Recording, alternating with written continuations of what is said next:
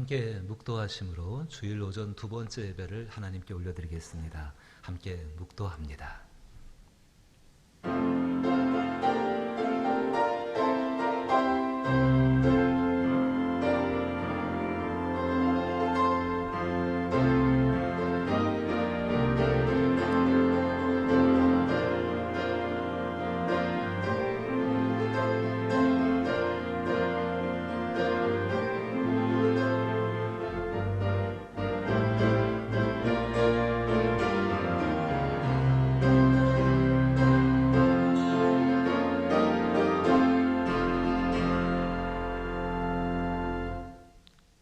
산들이 떠나며 언덕들은 옮겨질지라도 나의 자비는 내게서 떠나지 아니하며 나의 화평의 언약은 흔들리지 아니하리라.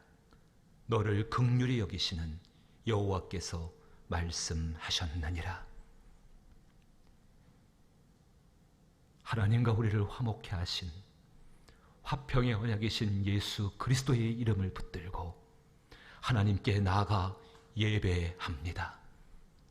하나님 아버지의 놀라우신 자비와 그의 긍휼로서 우리를 채워 주옵소서. 그래야 저희가 드리는 이 예배가 하나님 앞에 온전케 되게 하여 주옵소서. 예수님 이름으로 기원하옵나이다. 아멘.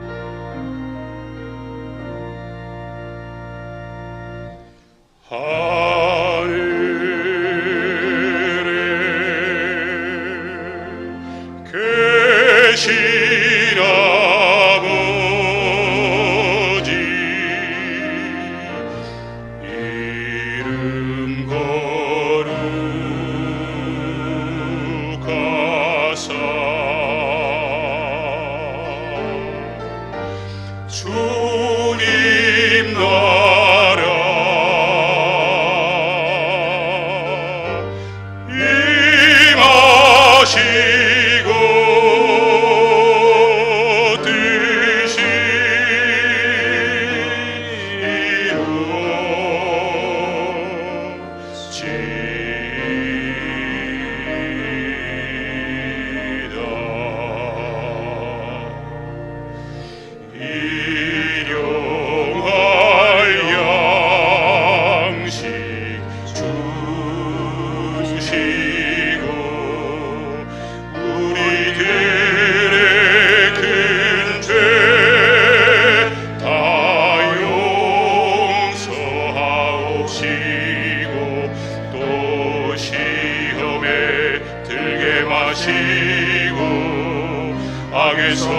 구원하소서. 대개 주의 나라 주의 권세 주의 영광 영원히.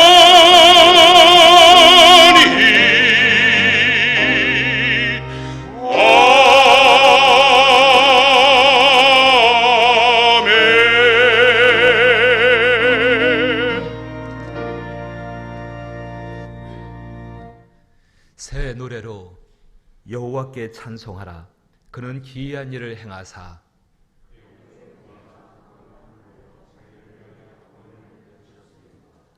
여호와께서 그의 구원을 알게 하시며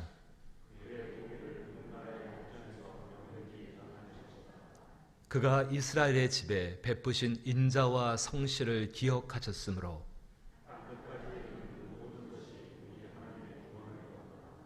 온 땅이여 여호와께 즐거이 소리칠지어다. 수금으로 여호와를 노래하라. 나팔과 호각 소리로 왕이신 여호와 앞에 즐겁게 소리칠지어다.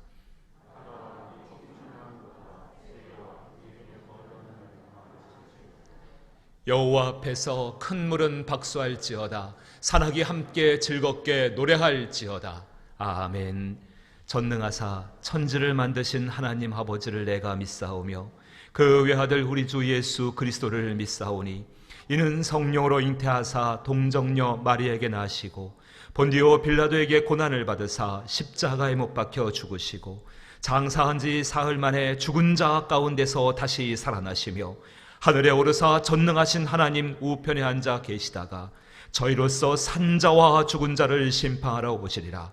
성령을 믿사오며 거룩한 공회와 성도가 서로 교통하는 것과 죄를 사하여 주시는 것과 몸이 다시 사는 것과 영원히 사는 것을 믿사옵나이다. 아멘.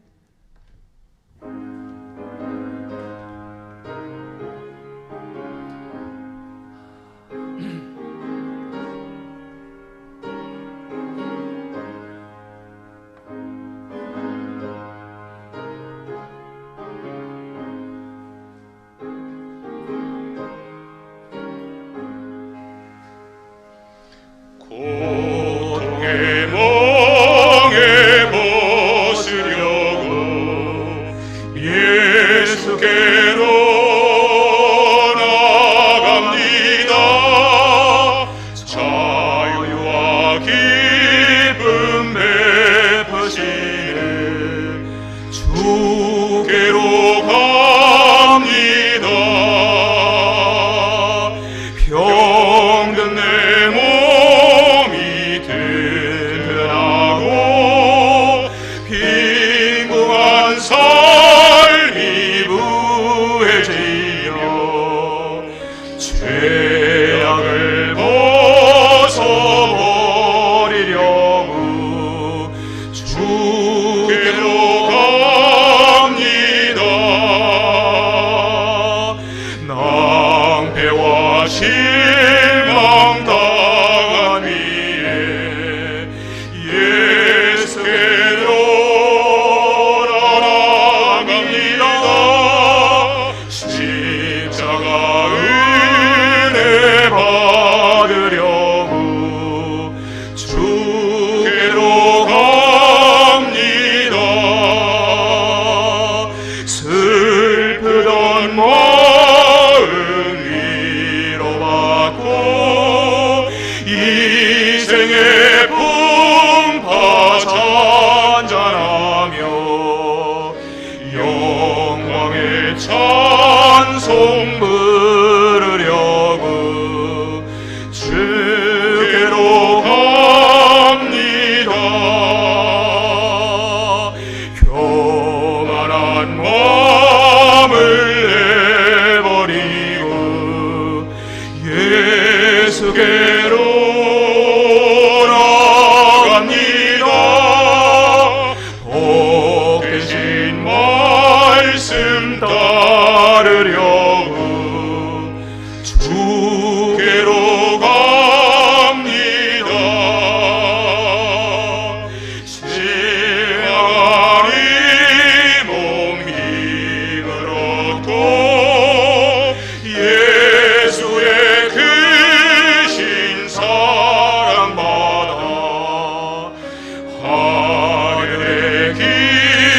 죄를 맛보려고 주께로 갑니다.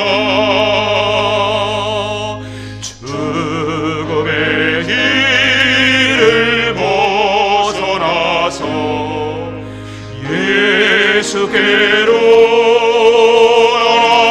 나갑니다. 영원한 집을 바라보고 주께로 갑니다. 멸망의 포우에 나와 평화의 나라 다다라서 영광의 주를 배우려고 주께로 갑니다.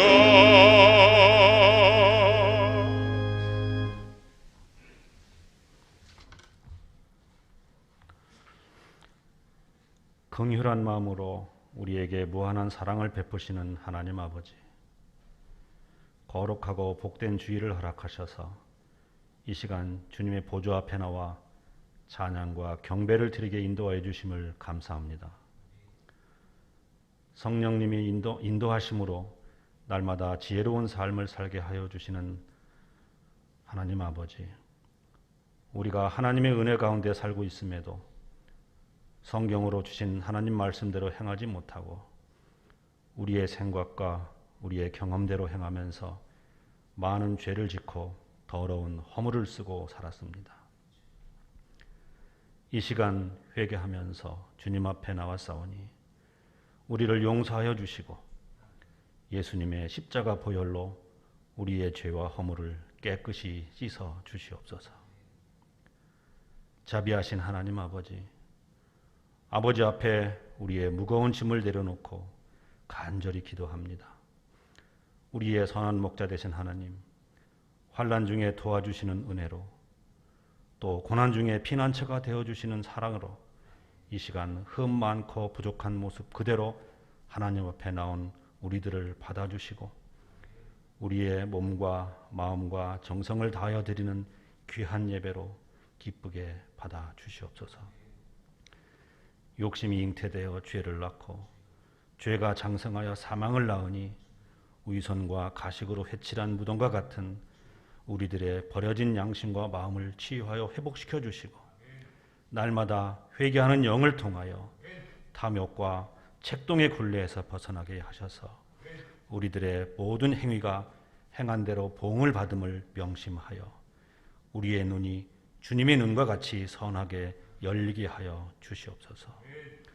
은혜를 베푸시는 하나님 아버지, 코로나19로 인한 무거운 고통과 짐들을 내려놓고 주님 안에서 쉼을 얻기 위해서 나온 심령마다 주님께서 위로하여 주시고 위로는 하나님을 경외하고 아래로는 이웃과 형제를 사랑하며 하나님 중심, 말씀 중심으로 살아가는 아름답고 신실한 심령들의 믿음의 교회가 되도록 인도하여 주시옵소서.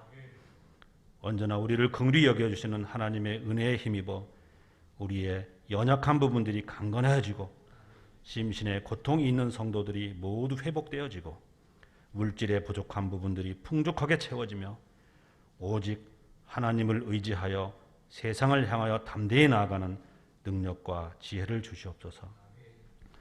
영혼이 잘됨같이 범사에 잘되고 강건하기를 간구하여 주시는 예수님의 말씀을 경험하며 하나님이 주신 우리의 인생에서 범사가 잘되고 승리하는 삶을 살 수 있도록 인도하여 주시기 원합니다. 이 시간 거룩한 하나님의 말씀을 전가하실 목사님께 진리의 영이 함께 하시고 영육의 강건한 은혜를 허락하셔서 말씀 전하실 때 큰 능력으로 나타나는 은혜의 시간이 되게 인도하여 주시오며 우리 모두가 말씀을 사모하는 경건한 마음으로 예배드리며 주님의 귀한 말씀을 들을 때에 눈과 귀가 열리는 복된 은혜의 시간이 되게 인도하여 주시옵소서. 하나님께 찬양으로 영광을 돌리는 어메지 집사님의 찬양을 홀로 영광 중에 받아주시고 복을 내려주시오며 예배를 위하여 돕는 손길들도 기억하여 주시옵소서. 우리를 구원하신 우리 주 예수 그리스도의 이름으로 기도하옵나이다. 아멘.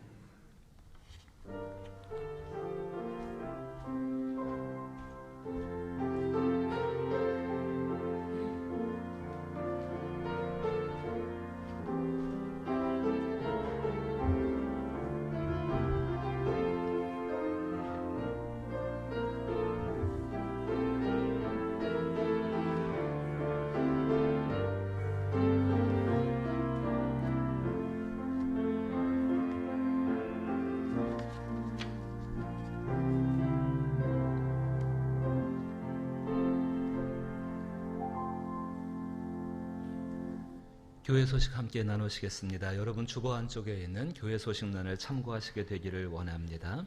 코로나19 사태로 인해서 여러 가지 어려움들을 겪고 있을 때 더욱더 기도하고 하나님의 사랑을 의지해서 승리할 수 있는 여러분 되길 축복합니다.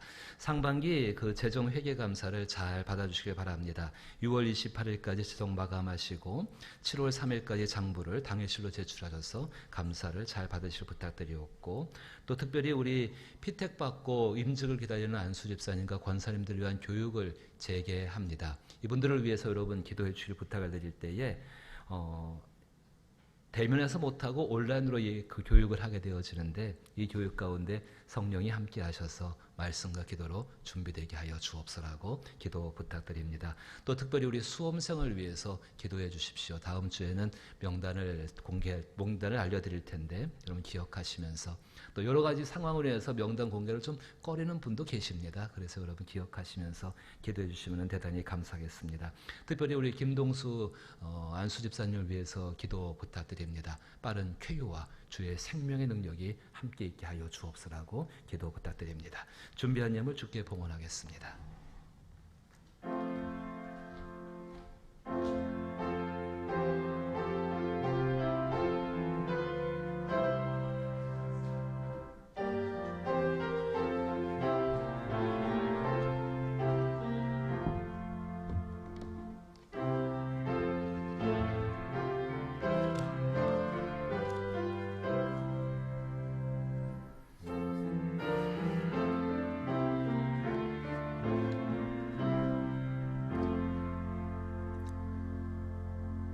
장로님께서 하나님 나라와 그의 의를 먼저 구하셨습니다. 이제 우리가 예물을 드리면서 우리의 마음과 기도의 제목을 함께 아뢰십시다.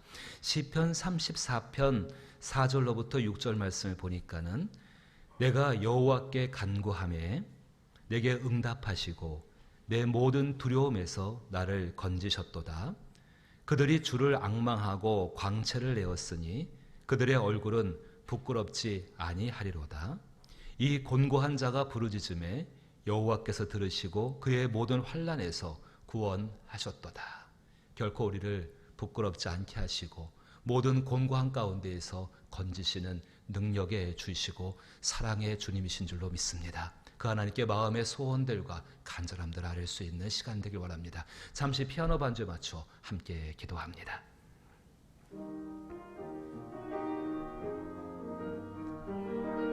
진실로 우리를 구원하시며 우리 가운데 응답하시는 아버지 하나님, 사랑하는 하나님의 사람들이 이 예배 가운데 나와 심령에 있는 간절한 것을 가지고 아버지 앞에 구하게 되어지나이다.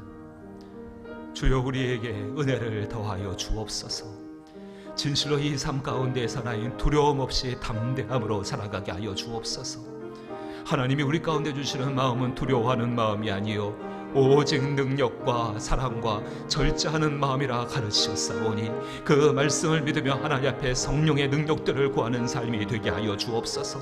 진실로 주의 은혜 가운데 우리의 얼굴이 그리스도 예수로 말미암아 빛나게 되게 하여 주시며 세상 가운데 어떤 일 속에서도 부끄러움을 당하지 아니하게 하여 주옵소서. 간구하나이다. 곤고한 저희들이 간구하나이다. 세상의 병으로 인하여 또한 삶의 모든 여건들이 이렇게 무너지고 힘들어하는 상황 가운데 이 시간 예배 가운데 나와 주의 거룩한 존전 앞에서 주께 부르짖나이다. 오 아버지 하나님이여, 약속의 말씀대로 들으시고 구원하여 주옵소서. 우리 가운데 하나님의 일을 시작하여 주옵소서. 새로운 일들을 시작하여 주시어서 그 은혜 가운데 우리의 모든 삶들이 주의 은혜 가운데 복되어지게 하여 주옵소서. 우리 가운데 오신 성령을 환영하며 성령의 은혜 가운데 붙잡힘 받으기를 원하오니 주여 우리 가운데 역사하시고 나타나 주옵소서.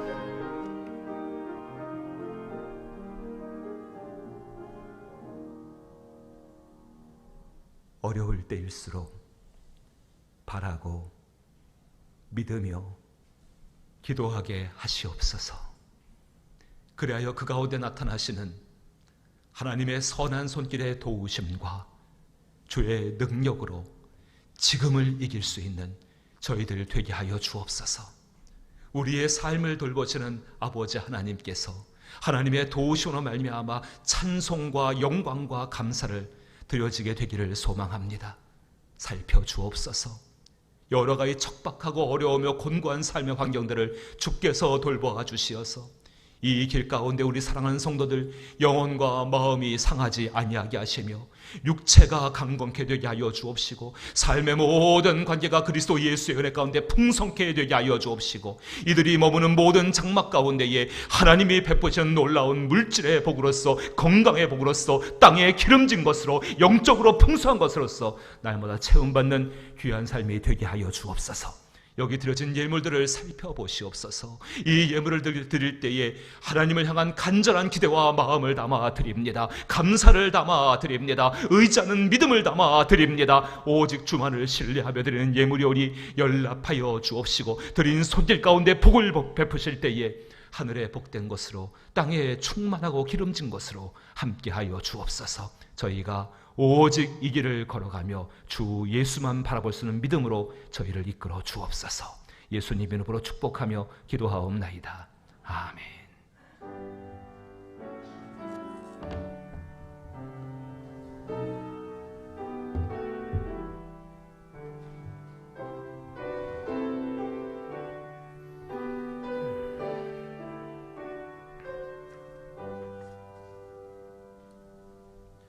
오늘 우리 함께 대하실 하나님 말씀은 욥기 33장 19절로부터 30절 말씀입니다. 구약성경 793면에 해당하옵고 욥기 33장 19절로부터 30절 말씀입니다. 찾으시고 우리 좀 길지만은 한 절씩 번갈아 읽으시면서 어떤 내용이 있는가를 잘 살피십시다. 욥기 33장 19절로부터 30절 구약성경 793면에 제가 먼저 19절 말씀을 읽습니다. 혹은 사람이 병상의 고통과 뼈가 늘 수심의 징계를 받나니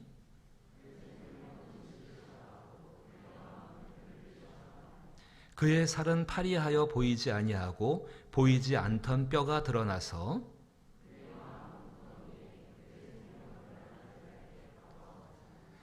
만일 일천천사 가운데 하나가 그 사람의 중보자로 함께 있어서 그의 정당함을 보일진대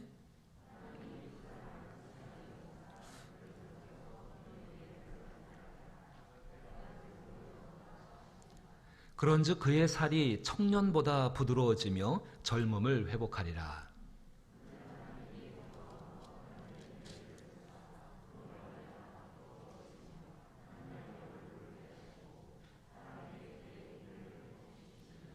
그가 사람 앞에서 노래하여 이르기를 내가 범죄하여 옳은 것을 그르쳤으나 내게 무익하였구나.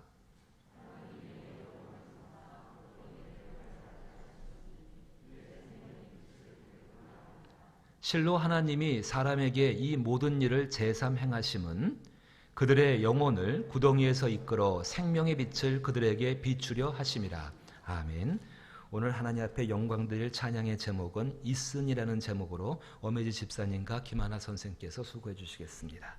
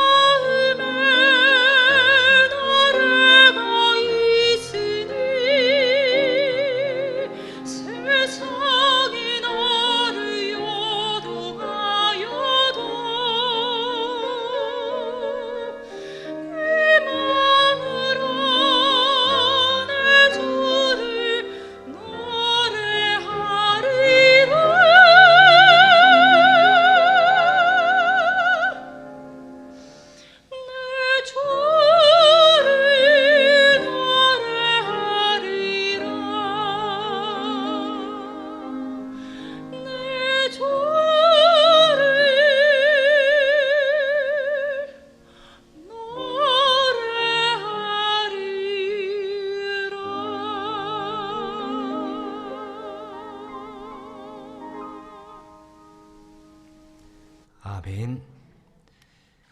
하나님의 은혜와 그 놀라운 손길의 도우심을 구하며 내 주를 노래하리라 찬양하는 이 찬양을 하나님께서 기뻐하시며 연락하신 줄로 믿습니다. 진실로 하나님을 노래할 수 있는 아름다운 복된 것들이 저희의 삶 가운데 채워지게 되기를 원합니다. 역사하여 주시어서 이 찬양을 드린 우리 사랑하는 집사님과 또 수고한 모든 이들에 함께하여 주옵시고 주의 은혜로 말미암아 채움받게 하시옵고 이 찬양의 아멘으로 화답하는 저희들도 동일한 은혜로서 함께하여 주시옵소서. 생명의 말씀을 듣기를 원합니다. 성령님, 그 말씀의 주인은 성령님이십니다. 성령께서 이 시간 우리의 거친 마음을 어루만져 주옵시고 딱딱한 돌 같은 마음을 부드럽게 하여 주옵소서. 주의 말씀이 떨어지게 하여 주옵시며 그 말씀이 진실로 30배, 60배, 100배의 열매를 맺어 그 열매를 거두는 즐거움으로 우리의 삶을 살아가게 하여 주옵소서. 이 말씀을 증거되어질 때에 생명의 말씀 가운데 담긴 생명의 역사로 말미암아 심령과 육체 가운데 있는 또 삶의 관계 가운데 있는 악한 추하고 질병들이 치료받게 되기를 원합니다. 함께하여 주시어서 이루어 주옵시고 주의 말씀을 가지고 돌아갈 수 있는 저희들 되게 하여 주옵소서. 전하는 자 약한 자이오매 주께서 그의 손으로 붙잡아 주시기를 원하오며 예수님 이름으로 기도하옵나이다. 아멘. 할렐루야. 이 예배권에 나오신 모든 분들을 나사렛 예수 이름으로 환영하고 또한 축복합니다. 우리도 옆에 계신 분을 서로 축복하십시다. 사랑하는 사이끼리는 축복할 때 눈으로 한다면서요, 말할 때에. 맞아요? 우리 서로 마스크 쓰고 답답하지만은요 그 마음을 가지고 서로 축복하십시다. 요한삼서 1장 2절만 쓰입니다. 사랑하는 자여, 사랑하는 자여, 내 영혼이 잘된 같이 범사가 잘되어 강건할 수 있기를 나사렛 예수 이름으로 축복하고 또한 기도합니다. 힘내십시다. 우리 하나님을 찬양하십시다. 정말 우리의 삶을 지키시는 그 하나님의 은혜, 그 은혜로 지난 시간도 살아왔고 또 살아갈 줄로 믿습니다. 그리고 정말로 이 땅을 떠나서 그 영원한 나라에 들어가서 그 일을 더 높이는 그날까지 그 지키심을 믿고 높일 수 있는 저와 여러분 되기를 원합니다. 서로를 이렇게 마주 보시면서요, 손을 좀 내미시면서 하나님은 너를 지키시는 자. 너무 큰 소리로 하지 마세요. 예. 요즘 그렇게 하지 말래요. 하지 말고. 예. 하지만 마음만큼은요, 하나님은 너를 지키시는 자.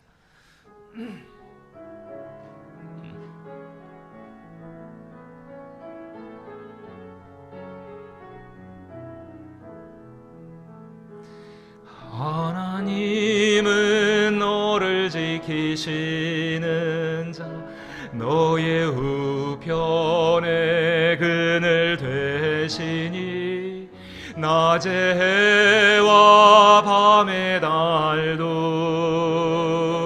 너를 해치 못하리. 하나님은 너를 지키시는 자, 너의 환난을 면케하시니 그가 너를 지키시리라. 너의 너의 출입을 지키시리라. 눈을 들어 산을 보아라. 너의 도움 어디서나. 천지 지으신 너를 만드신 그 한없고 풍성한 인자하심이 우리의 길에 함께 하시기에 믿음으로 눈을 들어 주를 봅니다. 들어 산을 보아라. 너의 도움 어디서나. 천지 지으신 너를 만드신 여호와께로다.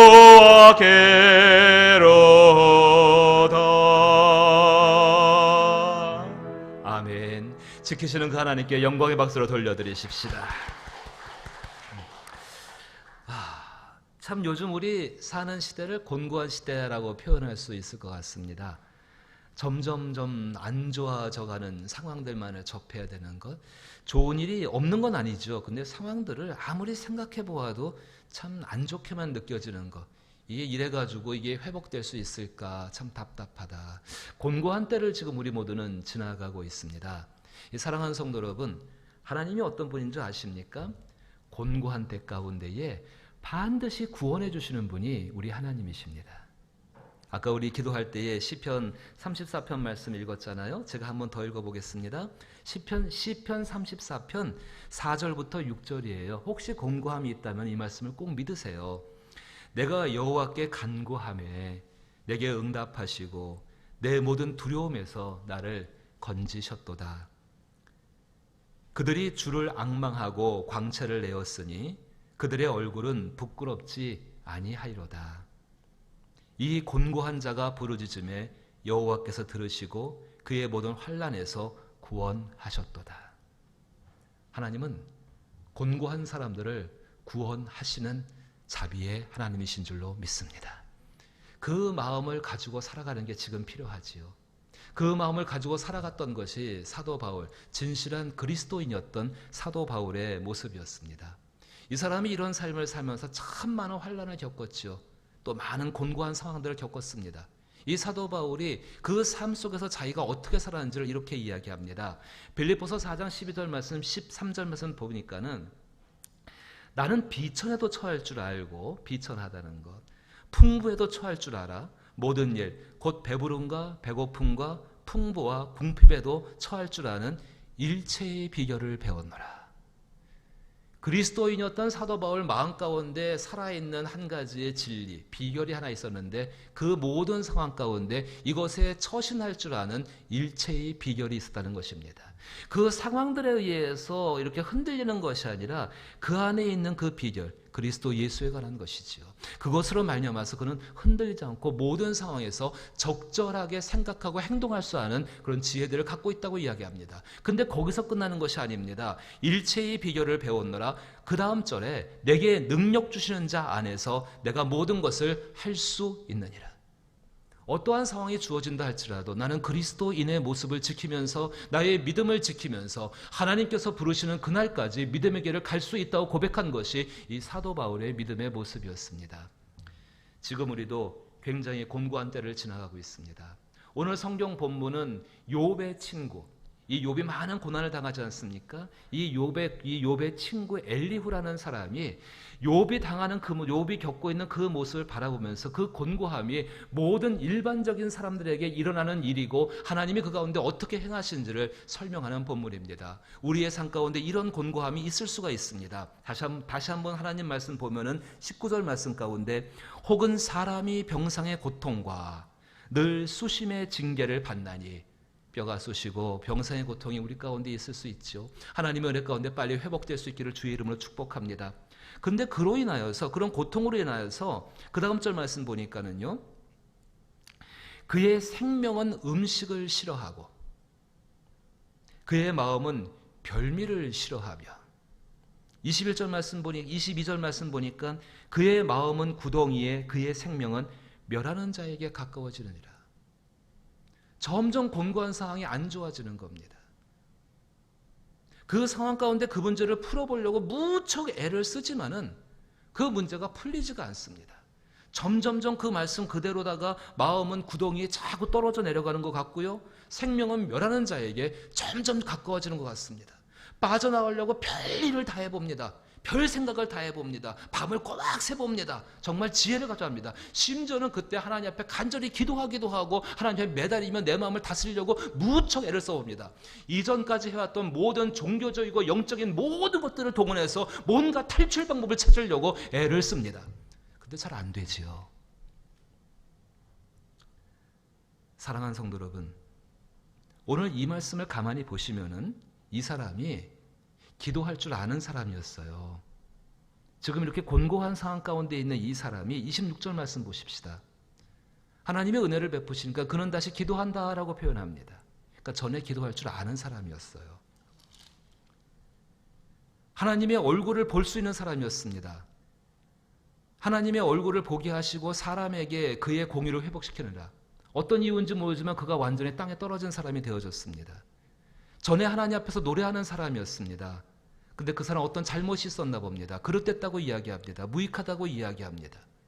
이전에 이 사람 하나님을 모르는 사람 아니었습니다. 데살로니가서가 이야기하는 것처럼 항상 범사에 감사할 수 있는 사람이었고 하나님께 기도할 수 있는 사람이었고 하나님을 찬송하고 기뻐할 수 있는 사람이었습니다. 그런데 삶 가운데 주어진 그 곤고함이라는 것이 이 사람 속에 이 사람을 묶어버리게 되어졌고 그 결박 때문에 이 사람 지금 이거 가운데에서 점점 내가 구덩이로 떨어져 가고 있구나. 나의 영혼과 나의 삶의 모습은 나를 멸하려는 사람들에게 점점 가까워져 있구나. 그 가운데 탈출하기 위해서 온갖 방법을 씁니다.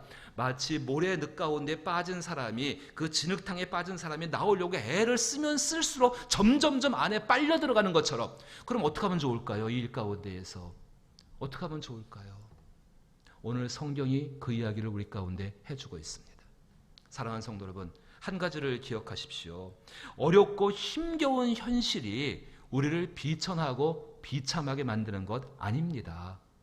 우리를 둘러싸고 있는 어렵고 힘겨운 현실, 그것이 병의 문제든 간에 여기 징계의 문제든 간에 오늘 여기 욥기에서 이야기한 것처럼 이런 고통의 문제든 간에 아니면 알 수 없고 풀 수 없는 어떤 그런 문제들 간에 그것이 우리를 비천하고 비참하게 만드는 것이 아닙니다. 어느 것이 비참하게 만드는가? 존귀한 자로서 살아가야 되는 삶의 모습과 길을 잃어버렸을 때 그 사람은 비천해질 수밖에 없습니다. 시편 50편에서 이야기하죠. 말씀을 듣지만 깨닫지 못하게 된다고 한다면 하나님의 길을 보였지만 그것을 깨닫고 알지 못하게 된다면 바로 그 사람이 멸망하는 짐승과 같다라고 성경이 우리 가운데 이야기를 해주고 있습니다. 기억하셔야 합니다. 삶의 환경이 하나님의 사람들, 그리스도인들을 비참하거나 비천하게 만들지 않습니다. 우리 안에 있습니다. 내 안에 나의 심령이 이런 상황 가운데 무엇을 붙들 것인가? 자, 세상을 살아가면서 문제를 해결하기 위해서 수고하고 애쓰고 노력해야 합니다. 예, 분명합니다. 그런데요, 그 문제가 해결되지 않기 시작했을 때에, 점점점 떨어지는 것처럼 느껴졌을 때에 빨리 인정하셔야 돼요. 이건 내 힘으로 풀 수가 없는 것이구나. 하나님의 문제 해결을 구하는 태도에서 빨리 바꾸셔야 돼요. 하나님, 어떻게 하면 이 문제를 하나님께 맡길 수 있겠습니까? 문제를 해결하는 수고와 노력이 많이 있었습니다. 그런데 문제 해결이 안 됩니다. 지금 코로나19 사태가 그런 사태죠. 죄로 인해서 오게 되는 문제가 그런 사태입니다. 사람들의 무능과 무지와 실수로 만들어지는 그런 것들이 바로 그런 사태를 만들게 되어집니다. 이런 재앙 같은 것들, 그때 우리 빨리 인정하셔야 돼요. 빨리 인정하고 한마디로 하나님께 두 손 빨리 드는 게 좋습니다. 인정하고서 무엇을 구하시냐? 하나님, 이 문제의 해결, 이 문제를 어떻게 하면 하나님께 맡길 수 있겠습니까? 그 맡기는 방법을 하나님 알게 하여 주옵소서. 사도 바울이 얼마나 힘든 시간들이 많았는가. 고린도후서 1장 8절 말씀을 보면 이렇게 이야기합니다. 형제들아, 우리가 아시아에서 당한 환난을 너희가 모르기를 원하지 아니하는다. 우리가 아시아에서 당한 환난을 너희가 모르기를 원하지 아니하노니 힘에 겹도록 심한 고난을 당하여 살 소망까지 끊어지고 우리는 우리 자신이 사형 선고를 받은 줄 알았으니 이쯤 되면 더 사람이 할 수 있는 게 없는 때잖아요. 그때 바울이 다시 이야기합니다. 알았으니 이는 우리로 자기를 의지하지 말고 오직 죽은 자를 다시 살리시는 하나님만 의지하게 하려 하심이라. 우리로 자기를 의지하지 말고, 앞에 말씀 있네요. 감사합니다. 우리 한번 같이 읽어보십시다. 19절 말씀. 그 중간에 있는 거, 우리로 자기를 의지하지 말고 오직 죽은 자를 다시 살리신 하나님만 의지한다. 거기 우리 마음을 두고 한번 읽어보십시다. 읽습니다. 시작. 우리는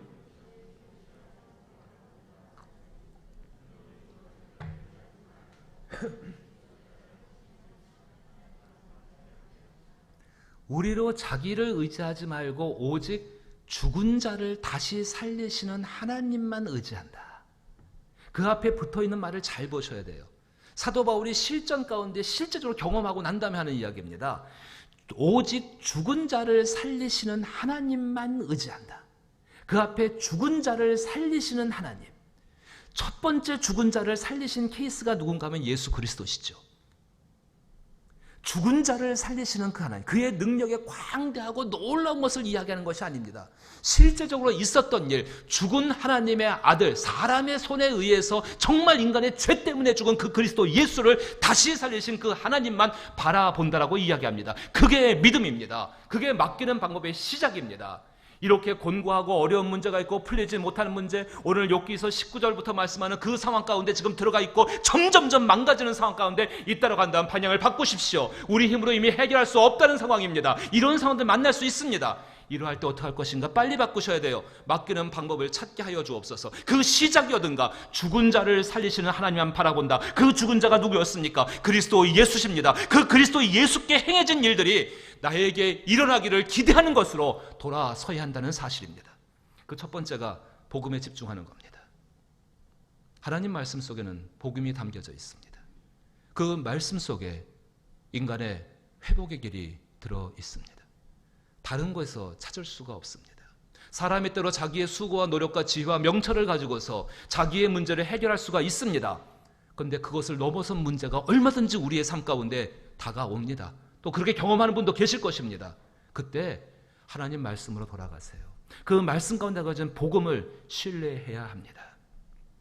하나님께서는 그 복음을 믿는 자들에게 예수 그리스도에게 행하신 일들을 행하십니다. 그리스도 예수가 이 땅에 사시는 동안에 오직 하나님 말씀만을 신뢰하며 사셨잖아요. 끝까지 믿으셨잖아요. 그 믿음, 바로 그 믿음의 삶을 산 그 그리스도 예수께, 인간 예수께 하나님께서 그가 완전히 죽었을 때 그의 죽은 몸 가운데에서 새로운 일을 시작하였습니다. 다시 살아나게 하시는 것이죠. 하나님의 일을 그에게 시작하였습니다. 복음이 무엇인 줄 아십니까?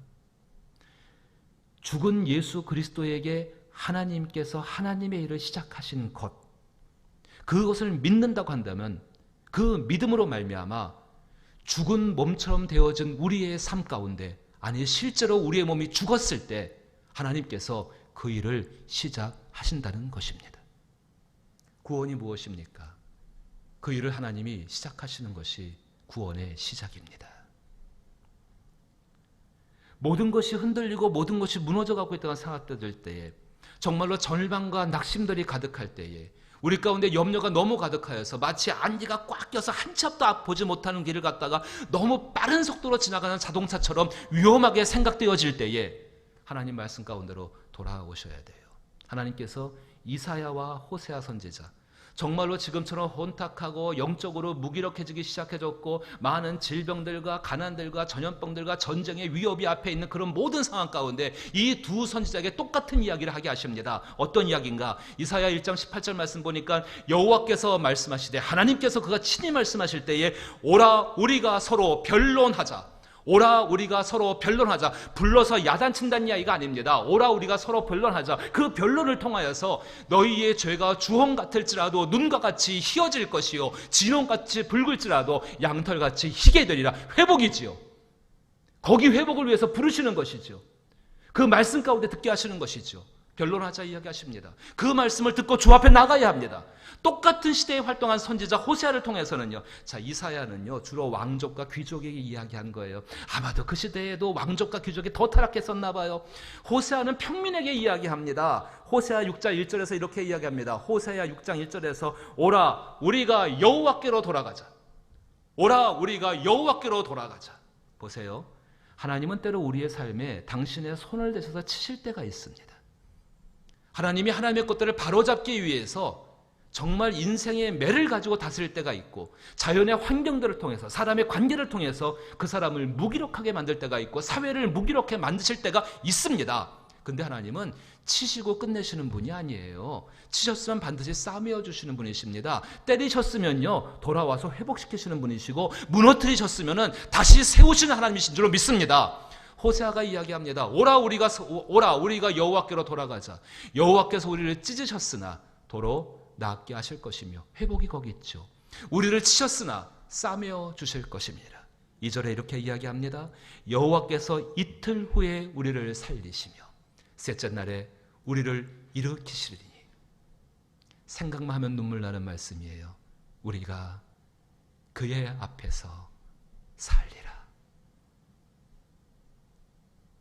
우리가 그의 앞에서 살리라. 육체의 생명을 새로 얻는 것이 아니라 하나님 얼굴을 대하고 사랑스러운 눈빛 가운데 살아가게 되는 거지요. 3절에 이렇게 이야기합니다. 그러므로 우리가 여호와를 알자. 힘써 여호와를 알자. 그의 나타나심은 새벽빛같이 어김없나니 비와 같이 땅을 적시는 늦은 비와 같이 우리에게 임하시느니라. 사랑하는 성도 여러분, 곤고한 때에 하나님이 행하신 것을 담고 있는 복음으로 돌아가셔야 합니다. 거기에 회복의 길이 있습니다. 그것이 그리스도인들이 세상에서 승리하는 비결이고, 정말로 일체 가운데 모든 일 가운데에 자족하는 비결을 얻는 방법이고, 능력 주신 자에서 능히 행할 것들을 행할 수 있는 길들이 바로 그 가운데 담겨져 있다는 것입니다. 로마서 1장 17절에서 우리에게 복음에 대해서 무엇인지를 이야기합니다. 복음에는 하나님의 의가 나타난다라고 이야기합니다. 하나님의 의가 나타나고 말미암아 믿음에서 믿음으로 이르게 하고, 의인은 믿음으로 말미암아 살리라고 우리 가운데 약속해주고 있습니다. 그 복음에 나타난 하나님의 의는요, 죽은 자를 살리시고 죽을 자를 살려주기도 하시고 회복시키시고 용서하여 주시고 일으켜 주시고 새롭게 만들어 주시는 것이, 그렇게 함으로 말미암아 하나님은 오르십니다. 하나님은 높으십니다. 하나님은 창대하십니다. 그렇게 칭찬받게 하는 것이 복음이라는 사실입니다. 그 믿음이 예수께 하나님의 능력으로 나타났고, 예수님과 함께 있는 천국에 있는 사람들에게 나타났고, 그 복음을 믿고 이렇게 어렵고 힘겨운 가운데 공고한 때에 말씀으로 믿고 그 말씀을 따라 회복하기를 원하는 사람들에게 그 일이 일어날 줄로 믿습니다. 말씀으로 돌아가십시오. 복음의 핵심은 그리스도 예수와 그가 십자가에 죽으신 것입니다. 어떻게 하면 그럼 우리가 여호와를 알고 여호와께로 돌아갈 수 있을까요? 어떻게 하면 여호와 앞에 나가서, 하나님 앞에 나가서 그와 대화하고 또 그의 회복을 경험할 수 있을까? 두 번째입니다. 우리가 복음을 믿고 신뢰하고 한다면 이제 중보자에게 집중하셔야 합니다. 히브리서 기자는 믿음의 주요 온전케 하신 예수를 바라보자 라고 이야기합니다. 바라보는 겁니다. 소망하는 겁니다. 하나님과 우리 사이의 유일한 중보자는 그리스도 예수 한 분이십니다. 디모데전서 2장 5절 말씀 가운데에서 이렇게 그 중보자를 소개합니다. 하나님은 한 분이시요 또 하나님과 사람 사이의 중보자도 한 분이시니 곧 사람이신 그리스도 예수라. 정말로 우리의 삶 가운데 지금 총체적인 변화와 그리고 전인격적인 회복이 필요할 때 아니겠습니까? 그것을 일으키는 분이 바로 우리 주 예수 그리스도, 우리의 대속물이 되시고 중보자가 되신 그리스도 예수십니다. 이제 우리 다시 말씀으로 돌아오십시다. 자, 아까 분명히 19절부터 22절 말씀 보니까 이 곤고한 사람이 있습니다. 이 곤고한 사람이 회복되어지는 모습 볼 수가 있습니다. 23절부터 24절 말씀을 한 절씩 번갈아서 읽어보십시다. 여러분 욥기 33장 23절로 돌아와서 제가 먼저 23절 읽어보겠습니다. 만일 일천천사 가운데 하나가 그 사람의 중보자로 함께 있어서 그의 정당함을 보일진대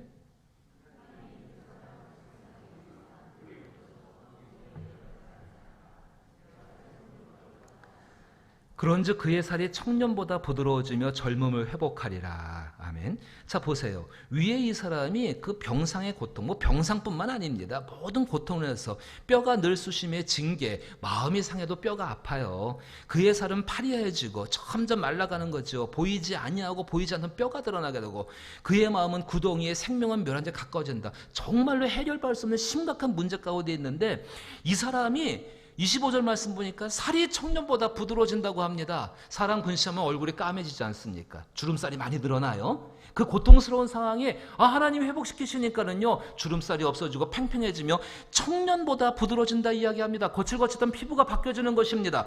그리고 젊음을 회복한다 이야기합니다. 총체적인 회복이 일어나고 있는 것이죠. 여러분 말씀 보세요. 그 총체적인 회복이 무엇 때문에 일어나고 있습니까? 오늘 욥기 33장 23절 24절 읽어보니까 25절에 회복이 일어나고 있는데, 그 회복이 일어나는 이유가 무엇인지를 여러분이 직접 발견할 수 있기를 축복합니다. 무엇 때문에 일어나고 있는가? 보세요. 23절에 만일 1천 천사 가운데 하나가, 천사들 능력 많이 있어요. 우리도 세상 살아가면서 많은 능력 있는 대상들이 있습니다. 근데 그 천사 가운데 하나가 그 사람의 중보자로 함께 있어서 그의 정당함을 보일진대, 그 사람의 중보자로 함께 있어서 그의 정당함을 보일진데, 와서 변론해 주는 정도가 아니에요. 예, 와서 변론하는 정도가 아니라 어떤 사람이 나를 확 때리려고 할 때 그 앞에 딱 대신 서가지고 대신 맞아주는 겁니다. 화살이 날라왔을 때요, 대신 그 앞에 나가서 나를 향해 화살 날라오는데 그 화살 앞으로 뛰어들어서 화살을 대신 맞아주는 것이, 밑에 말씀 보세요. 하나님이 그 사람을 불쌍히 여기사 그를 건져서 구덩이에 내려가지 않게 하라. 하나님이 이 정도로 말할 정도로다가 이것이 있다면 그 다음 말씀 보세요. 내가 대속물을 얻었다 하시느냐. 하나님의 징계의 어떤 것들이, 하나님의 심판의 어떤 것들이, 하나님의 정말 주시는 그 어떤 것들이 내려왔을 때에 그가 대신 받으시는 것입니다.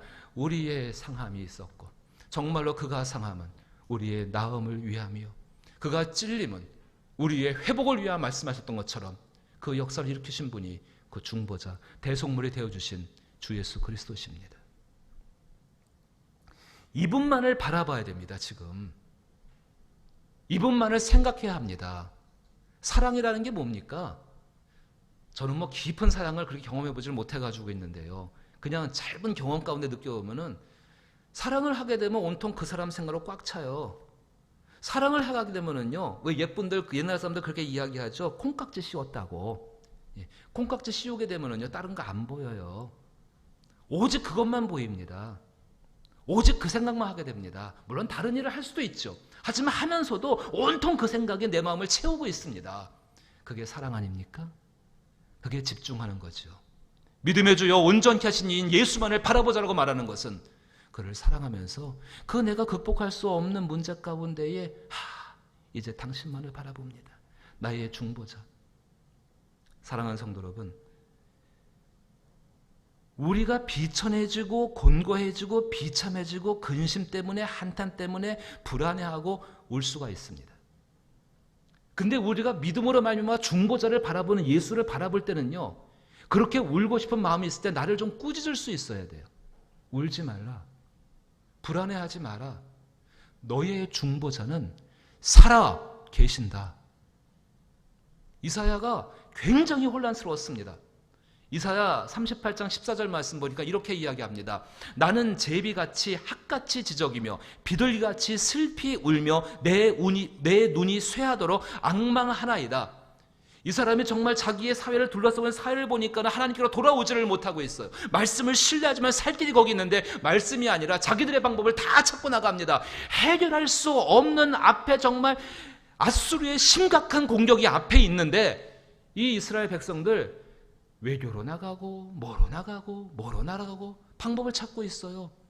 분명히 이 시대 가운데 필요한 것은 하나님께 어떻게 하면 맡길 수 있는가, 어떻게 하면 하나님께 돌아갈 수 있는가를 찾아야 되는데, 하나님께 돌아가려는 것이 아니라 자기들 스스로 문제를 해결하려고 하는 것입니다. 거기다가 죄에 악에 회개하지 아니하고 돌아오지 아니하고 하나님의 이름을 망령되게 하고, 얼마나 악해지고 있냐면요, 하나님을 섬기는 성전 안에 우상이 있어요. 근데 이것을 사람들 눈이 무서워서 없애지를 못해요. 이사야 우는 거죠. 나는 제비같이 학같이 지적이며 비둘기같이 슬피 울며 내 눈이 쇠하도록 앙마하나이다. 영적인 문제가 아니라 할지라도 우리의 삶 가운데 이렇게 울 때가 있잖아요. 둘러싸고 있는 삶의 환경의 문제들, 해결받아야 되는데 해결받지 못하는 문제들, 또 그 문제가 바로 앞에 있기 때문에 그렇게 울 때가 있지 않습니까? 이사야 이야기합니다. 내 눈이 쇠하도록 앙마하나이다. 여호와여, 내가 압제를 받사오니 나의 중보가 되옵소서. 코로나19 때문에 지금 우리 압제받고 있어요. 죄 때문에 압제받고 있어요. 해결받지 못한 문제 때문에 마음이 상할 정도로 압제를 받고 있습니다. 무엇을 해야 할까요? 이사야가 분명히 이야기하죠. 내가 압제를 받사오니 나의 중보가 되옵소서. 성경에서 욥만큼 고통을 당한 사람도 없습니다. 그 욥이 참 심각한 고통을 받았죠. 또 그와 방불하게 구약에서 고통을 받은 사람이 다윗이에요. 얼마나 많은 고통을 받았는지 모릅니다. 눈에 보이는 것들과 보이지 않는 것들로부터. 근데 이 고통 속에 있던 욥과 다윗을 지탱했던 믿음이 어디 있냐면은 나의 중보자가 지금 살아 계신다는데 이들의 믿음에 근본이 있었습니다. 욥이 이야기합니다. 고난 가운데에서 정말 죽는 게 더 나을지도 몰라요. 자기의 생일을 저주했으니까는. 욥이 욥기서 19장 25절에 내가 알기에는 나의 대속자가 살아계시니 마침내 그가 땅 위에 서실 것입니다. 마침내 그 대속자가 내가 서 있는 땅 위에 내 옆에 찾아오셔서 나와 나의 손을 붙들고 함께 할 것이라. 다윗도 똑같은 고백을 합니다. 산자의 땅 위에 서기를 바랬던 그 다윗이 똑같은 고백을 합니다. 그로 말미암아서 60편 30편 11절 말씀 가운데에 주께서 나의 슬픔이 변하여 내게 춤이 되게 하시며 나의 베옷을 벗기시고 기쁨으로 띠우셨도다. 사랑하는 성도 여러분, 우리의 중보 되신 그리스도 예수는 살아 계신 줄로 믿습니다. 그 예수가 나와 함께 하십니다. 그리하기에 주께서 내 모든 슬픔을 벗기시며 춤이 되게 하실 것이고, 베옷은 회개하는 자, 죽은 자가 입는 거죠. 그 베옷을 벗기시고 기쁨에 띠를 띠게 하실 줄로 믿습니다.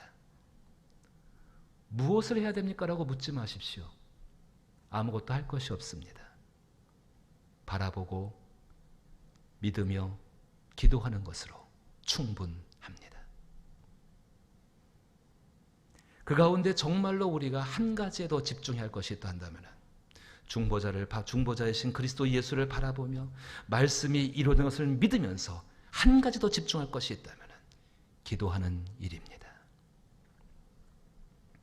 26절 말씀 보시니까 하나님께서 은혜를 베푸시고 그는 하나님께 기도함으로 하나님이 은혜를 베푸시고 라고 나옵니다. 저는 이 말씀을 묵상하면서요, 한 가지 생각을 해보게 됩니다. 과연 이 사람이 어디서 기도했을까? 그 문맥을 가만히 보게 되니까는 25절에 그런즉 그의 살이 청년보다 부드러워지며 젊음을 회복하리라. 아직 회복이 안 된 것 같아요. 근데 하나님이 말씀하셨기 때문에 반드시 회복될 줄로 믿습니다. 근데 그럼 이 사람이 지금 어디서 기도하고 있는가? 기다리는 과정 가운데 기도하고 있죠. 기도하는 자리가 어딜까요?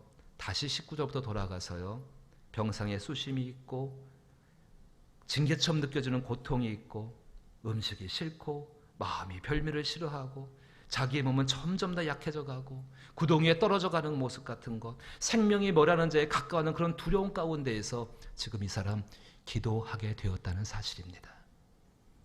임마누엘 되신 중보자 예수가 살아계십니다. 그분을 신뢰하며 지금 기도할 때가 어디인가를 살펴보세요. 전에는 우리가 성전에 모여서 하나님께 마음껏 찬양하며 또 이렇게 기도하면서 참 귀했습니다. 하나님께서 이런 것들을 조금 지금 자제하게 만드셨지요. 왜 그렇게 하셨을까? 무엇을 의지하고 무엇을 찾게 하셨을까? 이제 내가 있는 삶의 현장 그 자리에서 하나님을 향해 마음을 쏟으며 기도하기를 원하시는 것입니다. 19절부터 22절에 비참하고 곤고한 상황 가운데 이 사람이 기도할 때 지금 그 사람의 마음이 어떨까요? 조그마한 은혜 가운데도 감사하지 않을까요? 마음이 가난해져 있습니다. 절박합니다. 아프면 아플수록요, 왜 아픈가라고 한탄하는 사람이 있는가 하면 아프면 아플수록 하나님 내 병을 좀 고쳐달라고 하나님께 간절히 매달리는 사람으로 나뉘더라고요. 그렇게 간절했을 때에 이 사람 마음 가운데에 얼마나 그 마음 가운데 정말 마음이 가난해지게 되어지고 그 마음 가운데 하나님의 복이 임하지 않겠습니까? 상황들이 힘들고 어려워지게 되면은요, 자기 안으로 함몰되어져서 자기 자신의 생각과 입장만을 바라봅니다. 근데 중보자이신 그리스도 예수를 바라보면서 하나님 말씀을 신뢰하게 되면요, 눈이 바깥으로 나가요. 나도 지금 힘들지만 당신은 얼마나 힘들겠습니까? 나도 지금 괴롭지만 당신은 얼마나 괴롭겠습니까? 그 마음 가운데에, 정말 그 마음 가운데 그 힘든 거를 풀어줄 수 없어서 긍휼의 마음이 생기지 않겠습니까? 애통하는 마음들, 그 마음 가운데 하나님이 복을 주시지요. 놀라운 변화와 회복이 일어나는 자리가 어디인가? 고통 가운데 기도하는 자리입니다. 그 고통 가운데 하나님이 함께 하십니다. 그 고통 속에 드리는 기도를 들으시고 하나님은 역사하십니다. 가장 고통받고 있는 삶의 현장, 거기에 하나님은 찾아오시고 거기서 하나님을 만날 수 있고 뵐 수 있는 자리입니다. 바로 그 가운데 하나님을 만남으로 말미암아 생명의 빛을 얻게 되어지고 그 생명의 빛으로 말미암아 나의 삶이 그 모든 곤고한 때가 지나가는 것들을 이기게 되는 줄로 믿습니다. 한 가지에 드는 의문이 한 가지 있죠. 오늘 그 말씀 뒷부분을 보게 되면은요, 29절 말씀 보니까 실로 하나님이 사람에게 이 모든 일을 제삼 행하시만, 한 번으로 끝났으면 좋겠는데, 제삼 행하시면 그들의 영혼을 구덩이에서 이끌어 생명의 빛을 그들에게 비추려 하심이라. 왜 엘리후가 이 사람 예를 들고 있는가? 생명의 빛을 본 사람이에요. 내 삶의 환경 때문에, 자기를 눌러버린 그 곤고함이라는 것 때문에 생명의 빛으로부터 떨어진 것 같습니다. 하나님이 우리 인생 가운데 어려운 일들을 주십니다. 힘겨운 일들을 주십니다. 아마 천국에 들어가는 그 시간까지 그것은 끊임없이 계속될 것입니다. 그렇게 하시는 이유가 무엇인가? 생명의 빛 대신 그리스도 예수를 붙들게 하심이시지요. 가만히 이 말씀을 대하면서 우리의 마음을 열고서 보십시오. 우리가 말씀을 의지하고 믿으며 중보자를 의지하여 기도하는 것이 누구의 손을 붙드는 순간인가? 생명의 빛으로 우리 가운데 다가오시는 그리스도 예수의 손을 붙드는 것 아닙니까? 성전에 나와 기도하면 좋겠지만 그렇게 하지 못할 때에 내가 있는 고통의 현장 가운데에서 기도함으로 말미암아 그 손을 붙잡으십시오. 거기에 죽은 자를 살리시는 하나님의 역사를 반드시 경험할 줄 믿습니다. 함께 자리에 일어서시죠. 찬송가 472장, 우리의 믿음의 기도가 되어지고 고백이 되기를 원합니다. 특별히 병든 분이 있다면 이 찬송 부르시며 하나님 앞에 치료를 구하십시다. 병든 가족이 있다면 하나님 앞에 치료를 구하십시다. 472장입니다.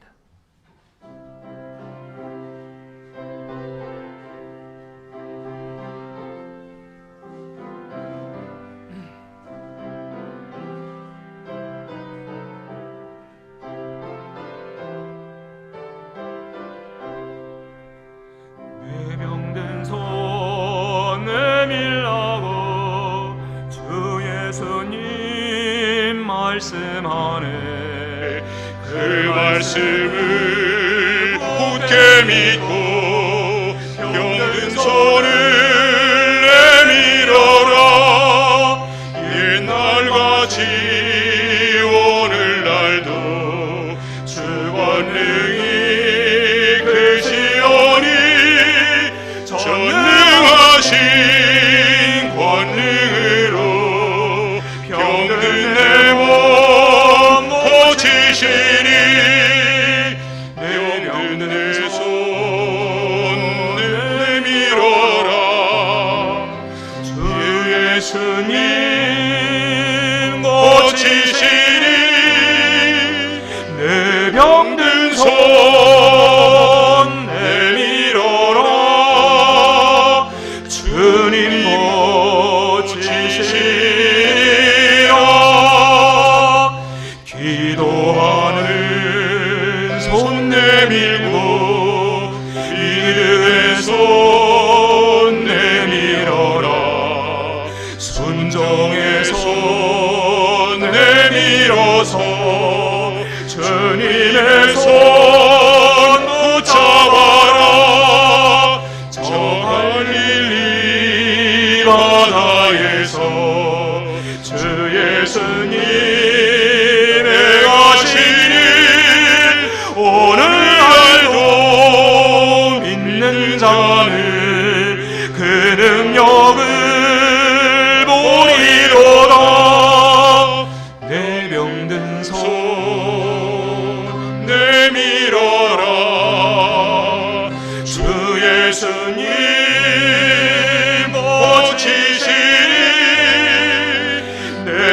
명든 손 내밀어라. 주님 고치시리라. 모든 의심 물리치면 허약한 마음 사라지니 주를 믿는 마음으로 주님 앞에 손 내밀라. 주 예수는 자비하사 크신 사랑 베푸시니 지체 말고 믿는 자는 영생 복을 얻으리라. 내 병든 손 내밀어라. 주 예수님 고치시리. 내 병든 손 내밀어라. 주님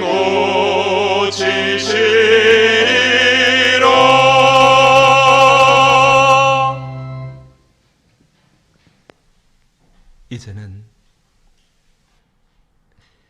십자가에 달리셔서 못자국 나고 피 흘리는 그 손을 내미시는 주 예수 그리스도의 한없는 은혜와 하나님 아버지의 깊으신 사랑과 그 손을 붙들고 믿음으로 영적인 집중력을 발휘하여 공고한 때에 승리케 하시는 성령님의 도우심과 그 은혜와 그 교통하심과 그 선한 은총이 오직 믿음으로 이기로 작정하는 모든 사랑하는 우리 성도들과 성도들의 가정과 손대어 행하는 일들과 직장터와 사업터와 경영터 위에와 그리고 교회와 이 땅 위에 이제로부터 영원토록 함께 계실지어다. 아멘.